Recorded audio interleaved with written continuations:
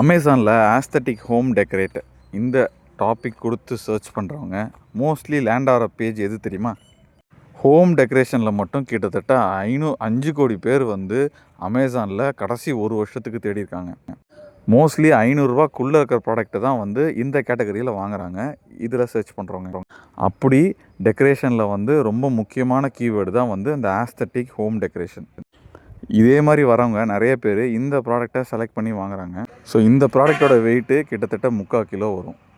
So இந்த product எதில் பண்ணுறாங்கன்னு பார்த்தீங்கன்னா white cement. So not only white cement, normal சிமெண்ட்டில் கூட நம்ம பண்ணி ஒயிட் பெயிண்ட் அடிக்கலாம்.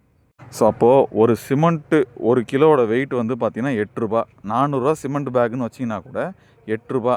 அடா ₹1000 நீங்கள் வந்து என்ன ₹400 ஒரு ₹500 வச்சா கூட உங்களுக்கு ₹10 மேலே வந்து 1 கிலோ சிமெண்ட்டு தாண்டாது.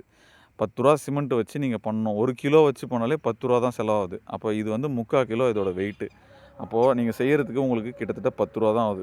ஸோ இது அப்படியே செய்கிறது அப்படின்னு கேட்டிங்கன்னா ரொம்ப சிம்பிள். ஒரு மோல்டு இருக்கும். அந்த மோல்டோட விலை பார்த்தீங்கன்னா ₹300லேருந்து ₹1000 வரைக்கும் குவாலிட்டி பொறுத்து மாறுது.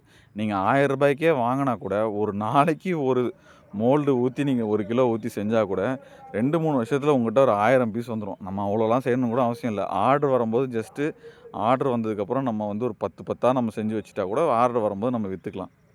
இதையே இன்னும் கொஞ்சம் ஹைலைட் பண்ணி இன்னும் கொஞ்சம் மதிப்பு கூட்டி கூட விற்கலாம். அதுக்கான ஐடியாலாம் இருக்குது. ஸோ இந்த மாதிரி அமேசானில் ரொம்ப சிம்பிளான ப்ராடக்டை கரெக்டாக தேர்ந்தெடுத்து அதை மேனுஃபேக்சர் பண்ணி எப்படி விற்கணும் அப்படின்னு உங்களுக்கு தெரியணும் அப்படின்னு நினச்சிங்கன்னா ஸ்க்ரீனில் தெரிய நம்பருக்கு கால் பண்ணுங்கள். உங்களை ஸ்டெப் பை ஸ்டெப் நான் கைட் பண்ணுறேன்.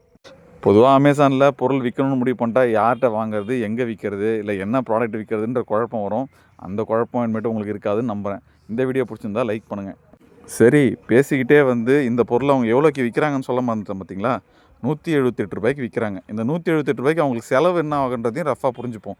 ஸோ இந்த 10 பீஸ் பண்ணுறாங்க இல்லையா? இந்த 10 பீஸ் பண்ணும்போது அவங்களுக்கு செலவு இனிஷியல் காஸ்ட்டாக இன்வெஸ்ட்மெண்ட்டாக அவங்க ஒரு ₹1000 மோல்டு வாங்கியிருக்காங்கன்னு வச்சுப்போம். அவ்வளோலாம் வராது மோல்டு சொல்கிறேன். ஸோ அப்படி வச்சுக்கிட்டா கூட அது ஒன் டைம் இன்வெஸ்ட்மெண்ட்டு. அது அவங்க பிஸ்னஸ்க்கோசம் அவங்க போடுறது. ₹1000 எனக்கு ஒரு பெரிய காசே கிடையாது. சிமெண்ட்டு அவங்க வாங்க போகிறது நான் ஆல்ரெடி சொன்ன மாதிரி ₹8 வாங்குறாங்க. அதுக்கப்புறம் ஒரு ஒயிட் பெயிண்ட்டு. ஸோ இவ்வளோ தாங்க. இதுக்கு எப்படி பார்த்தாலும் உங்களுக்கு ஒரு ₹20லேருந்து ₹30 மேலே செலவாக வாய்ப்பே கிடையாது. நம்ம ₹20 வச்சுப்போம். மீதி வந்து அவங்களுக்கு ₹158 ப்ராஃபிட்டில் இருக்கும். இந்த ப்ராஃபிட்டில் அவங்க ஷிப்பிங் பண்ணணும், பேக்கிங் பண்ணணும், அமேசானோட கமிஷன் இருக்கும்.